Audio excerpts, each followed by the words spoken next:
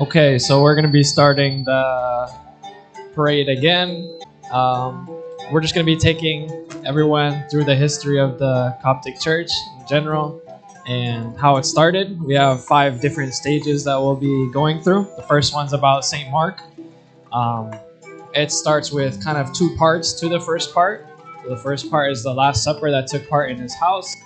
And also, you see the next trailer actually has him entering into Egypt.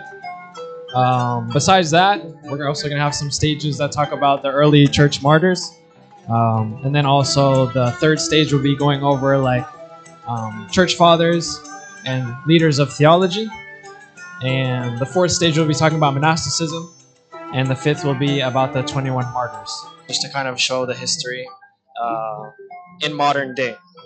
So this is the first scene. We're talking about St. Mark. The first part, or the trunk of the truck, is actually depicting the Last Supper, because traditionally the Last Supper happened at St. Mark's house, or his mother's house, in the upper room. So St. Mark was a part of the 70 apostles of Christ, and Christ sent out 70 apostles 2 by 2 into every place where he himself was about to go. So this kind of shows the apostolicity of the Coptic Orthodox Church, because it began in the 1st century, and it was started by eyewitnesses of the resurrection and also the ministry of Jesus Christ. The next part, also the second part of the truck, is regarding St. Mark's entrance into Alexandria. I think this is where we want to change the track, and we're going to be singing a doxology to St. Mark, because it was through him that evangelism started in Egypt. We already mentioned that we wanted to establish the apostolicity. So St. Mark came to Egypt. He was commissioned by Peter, and he came to Egypt by himself. He didn't have anything. He only had, his clothes and 1 pair of shoes to his name. And when he entered into Egypt, and there was actually an issue with his shoe. It actually started to fall apart. So he took it to a cobbler named Ennianus, who was actually traditionally considered the first patriarch or the first bishop of Alexandria. We still give Mark the primacy, but the first ordained bishop in Egypt was Ennianus. And the story goes as follows. St. Mark entered, and his shoe was broken. He took it to the cobbler, and Ennianus started to fix the shoe. And when he was fixing the shoe, he actually pierced his hand. And when he pierced his hand, he pierced it very badly, and he screamed out, "Oh, the one God." So St. Mark took this as an opportunity to preach the gospel to him and also bring Christianity to Egypt. So this was the first Christian household. It started with Ennianus. Eventually, St. Mark actually left Egypt. He went to go preach in other places. So if you read Paul's epistles, it says, "Bring Mark with you, who's useful to my ministry," while he's in prison in Rome. So after he left Rome with St. Paul, after St. Paul had been martyred, he came back to Egypt, and that's actually traditionally when he suffered his martyrdom in Egypt. So it kind of established this foundation of suffering in the place or in the area of Egypt, because when he died, he suffered for the name of Christ. And many other people we're going to see in the history of Egypt also suffered for the sake of Christ. So this concludes the first part of the parade. It began with St. Mark, and we take a lot of pride in his example. The apostle and the evangelist, the witness of the passion. I'll begin with this next part of the parade, which talks about the times of martyrdom in the early Christian church.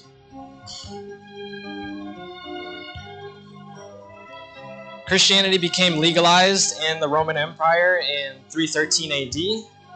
But between the time of Christ and his crucifixion, 33 AD, and the time of Emperor Constantine, there's 280 years of difference. So for the first 280 years of Christianity, there was a lot of suffering within the Roman Empire for the sake of Christ. Specifically, there was 10 different Roman emperors who actually were persecuting the Christians, and their reign lasted for 124 years. So within that 280 years, there was a period of time where the Christians suffered a lot. On the pamphlet that was given out by the guest relations, there is a saint that kind of describes the time of the martyrs. His name is Saint Ignatius of Antioch. And there's a quote there that I kind of wanted to highlight. And the quote says and goes as follows: "The life of Jesus is not manifested within us unless we voluntarily die into his sufferings." There was also a lot of other martyrs during the time of Ignatius and after. But the point that we wanted to kind of show with this is that Christianity began only with, the 11 disciples. It also began with like Saint Mary and others. So those who were in the house in Jerusalem on the day of Pentecost. But it actually conquered the entire Roman Empire through death, which is kind of paradoxical. Because you would think that for the most and majority of history, people conquered lands and nations by war. But the war that was made against the world in the Christian perspective was actually the suffering of the martyrs. People like St. George. St. George is a saint that through his death, he brought thousands of people to the Christian faith because he endured. And just like St. Ignatius said, the life of Christ is not manifested unless we voluntarily die into his sufferings. In the same way, St. George, St. Philopatir, St. Mina, these are 3 examples of martyrs who suffered a lot for the Christian faith. And they took strength in the example of Christ and how he died for us. And through death, he actually conquered death. So the martyrs were not afraid of death. And we see that even till this day, that people are willing to suffer martyrdom. And why would they suffer martyrdom unless they were very convinced that God could bring them through it into something better? We also had female martyrs like Saint Damiana, people who confessed the faith before governors and emperors as well, Saint Philomena and Saint Marina. And these are all people that kind of describe the period of the church. They were martyred for the faith, and through their martyrdom, the faith actually spread, which is actually, it's amazing to see, and we honor that a lot. So that concludes the period of the early church martyrs and the scene.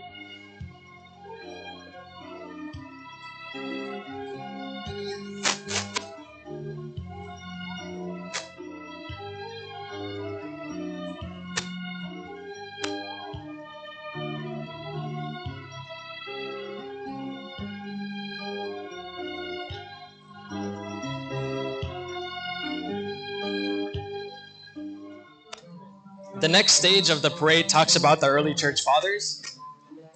There's no Orthodox faith or even Christianity without the church fathers. We have 7 of them here.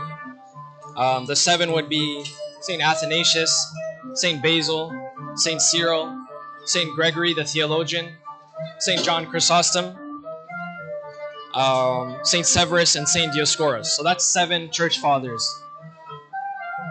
The first one that I wanted to highlight, or at least the point that I wanted to highlight to begin this, is that heresy is a worse thing to deal with than persecution. Because there's nothing worse to suffer than, or there's nothing worse to fight against than people who think that they have the truth and believing in a lie. And so heresy is one of the things that became very prominent during the time after the Roman persecution. Once Christianity was legalized, the problems in the church were actually more interior rather than external. So people like St. Athanasius fought against many different heresies. One of the heresies is the heresy of Arius. And Arius taught that Christ was the first creation of God.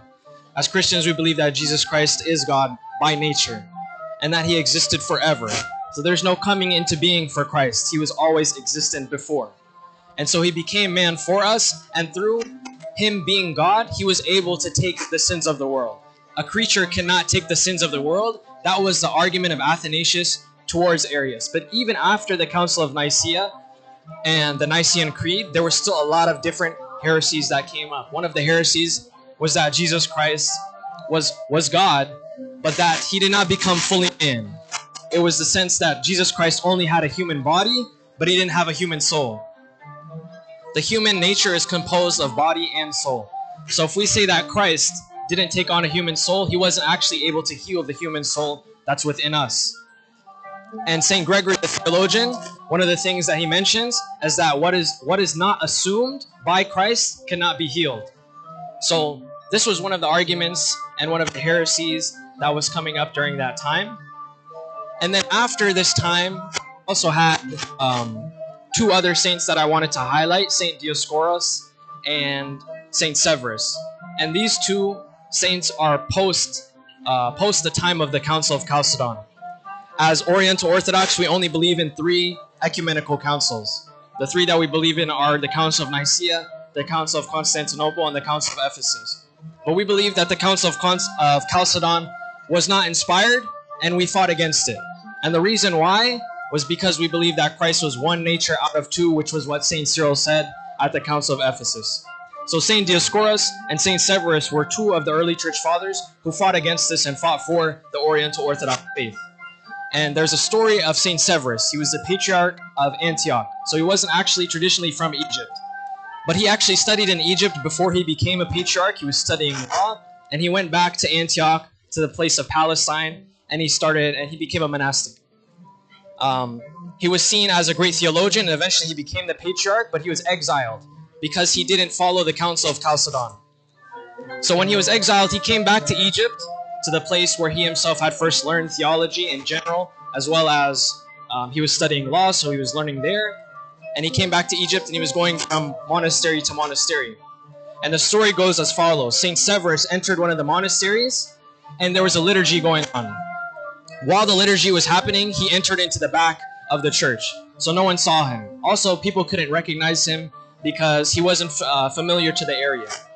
So he's sitting in the back, the liturgy is going on, and everyone who here in Coptic or in general has participated in a liturgy knows that the altar is covered during the liturgy for a portion of time, and eventually the priest takes the altar covering off. So the priest put the altar covering on where the body and the blood were, and eventually he took it off during a specific part of the liturgy. And when he took the altar covering off, the orban, or the offering of the bread, was taken away. So when it was taken away, it disappeared. And he was very afraid. He didn't understand why this was happening. He thought maybe this was because of the sin of someone else, or maybe his own sin. But actually an angel came and told him that it wasn't your sin or the sin of anyone in the congregation, but a priest cannot pray in the presence of a patriarch, because the patriarch has to be the one who offers the offering during the liturgy. And so they found St. Severus in the back of the church, and he came in and he prayed the liturgy with the monastics there in the monastery. So this is one of the stories that we wanted to talk about from St. Severus. He's a very prominent figure in Christian history, and he is one of our saints that we love very much. So this concludes the era of the Church Fathers. We'll be moving on to the next stage, which talks about monasticism in Egypt.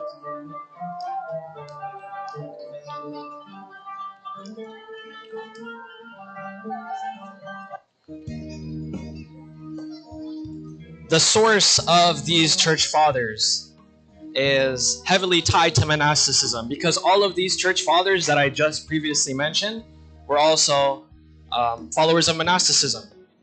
Not everyone is called to live the monastic life, but each person is called to live in consecration to God as much as possible, whether that's in the world or whether that's in the deserts of Egypt or in Ethiopia or Eritrea or whatever part of the world you are in. And so the father of monasticism in Egypt is traditionally called Saint Anthony. Saint Anthony, he is the father of the monks, and I'm going to tell you a little bit about his story and how he also kind of inspired the entire land of Egypt into this form of living. Many different people became monastics because of his example. People like Saint Moses, Saint Pachomius, ultimately not directly, but were influenced by his life and testimony. So Saint Anthony, his story goes like this. He was a part of a rich family, and eventually his 2 parents passed away, and he was left with a lot of wealth, a lot of land, but he felt that life was vain, and he wanted to seek God in a higher way, in a higher level. And so eventually he sold everything that he had. But the reason why he sold it is he went into the church during a liturgy, and he read the gospel, or he heard the gospel of Matthew chapter 19 that said, or it's the story of the rich young man. And a rich young man comes to Christ and he says, good teacher, I want to know what to do to inherit eternal life. And Christ says, go sell all that you have, give your money to the poor, come follow me, and you'll have treasure in heaven. So in the story, the rich young man actually goes away sad. And St. Anthony saw this, and he saw, obviously, through his experience, the vanity of life. He lost his father, he lost his mother. He knew that wealth was meaningless. So he went and he sold everything. And little by little, he consecrated himself more. He went to the edge of the village. From the edge of the village, he went to the edge of the desert. From the edge of the desert, he went into the middle of the desert. And he lived in seclusion. He lived as a hermit. He lived by himself. This is one form of monasticism that is prominent, but there's also another form of monasticism that's prominent, which is called cenobitic monasticism, which is like communal living. When you have a group of monks in a monastery, and St. Pachomius is actually the one who started that, this communal lifestyle of monasticism. There's also great saints like St. Theodora. St. Theodora is a contemporary of St. Athanasius. Both of them, St. Athanasius wrote letters to her, and St. Athanasius consecrated her as a nun. There's also the story of St. Moses the Strong. He's also, through tradition, known to be born in Egypt, but he was Ethiopian. And he lived his life in a lot of sin, and eventually he repented and he became a monastic, and he became, as what the angels said, as white as snow. Even though he himself was a sinful person, through monasticism and the monastic life and that way of living, he became a great saint in the Coptic Orthodox Church. There's also another part of, the Coptic Church's history, which was more challenging, which was the Arab invasion into Egypt. Over time, obviously monastic life was something that continued through, and it still continues today. But as history progressed, eventually the Coptic Christians in Egypt, they suffered. They first suffered at the hands of the Byzantine Empire because they didn't follow the Council of Chalcedon, like I mentioned earlier. But the Byzantines eventually were moved out of Egypt, and the Arabs entered into Egypt. At first, they actually treated the Christians better than the Byzantines, because Coptic Christians were suffering because they didn't follow the Council of Chalcedon. The Arabs came in, and they treated the Christians better. But eventually, this changed. When they came in, they started to tax a little bit heavier, and the Christians were suffering. They lost a lot of wealth. The churches, the gold and silver was taken away from them because of the taxes and things of that nature. Also, many people had to suffer their life. They had to give their life for the faith. And many people were killed for holding on to the Christian faith. And throughout over 1,000 years of time, the Christians there stayed strong, even though they ended up becoming a minority. In Egypt, the Coptic Christians are now a minority. Once they were the majority. Even still, they held on to their faith. They are very strong in the midst of it, and it persisted till this day. So this concludes the fourth stage of our parade. We'll be talking about the 21 Martyrs now.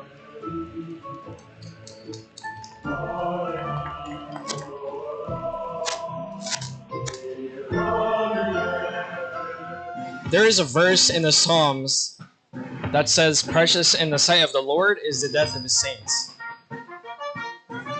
And so the saints are also, since they are precious to God, they're also precious to us.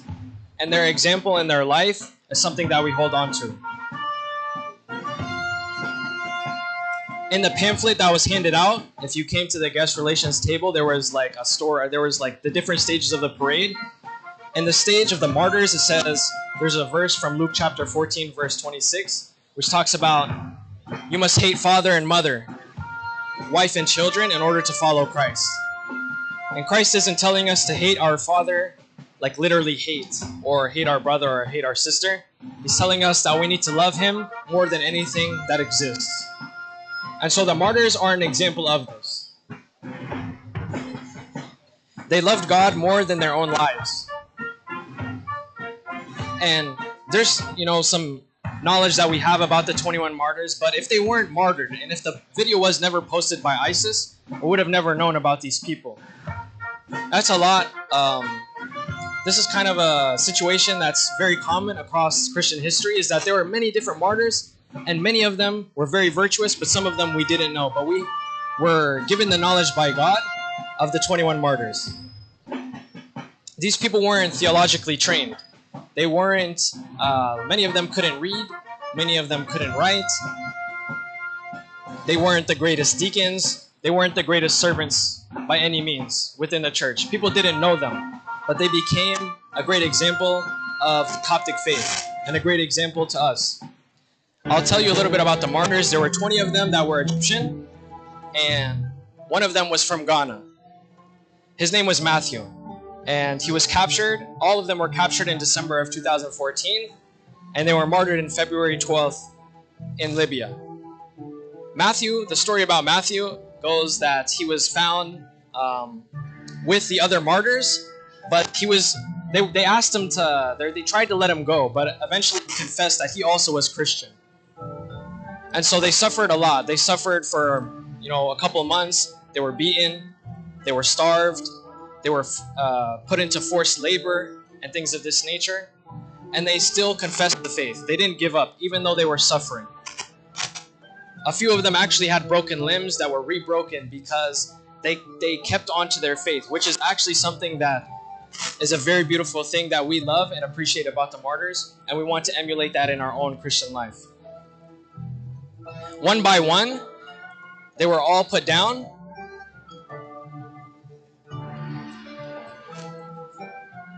And one by one, they were also martyred. And ISIS did this in order to try and have them give up their Christian faith. But even in the midst of death, they didn't give up. And they held on to their faith until the very end. There's a beautiful verse from St. Paul, and it goes as follows.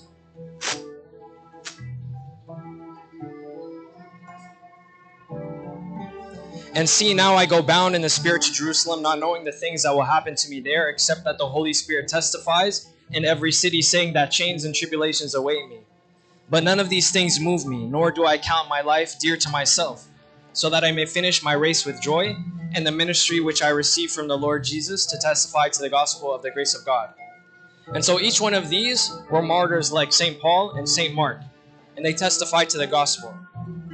In the same way that God gave himself up for each person, the martyrs also gave themselves up for God. And we honor them in their memory because we aspire to be like them. Once again, these people weren't the smartest or the most intelligent people, and they weren't great theologians who understood philosophy and many of the harder concepts of the Christian faith. But they simply had pure faith and pure hearts. Therefore, they saw God in the midst of their suffering and persevered to the end. So this is our church, this is our faith, and we are Coptic Orthodox Christians. We are Archangels Coptic Orthodox Church, and we thank you for taking the time to watch and learn about us and our history.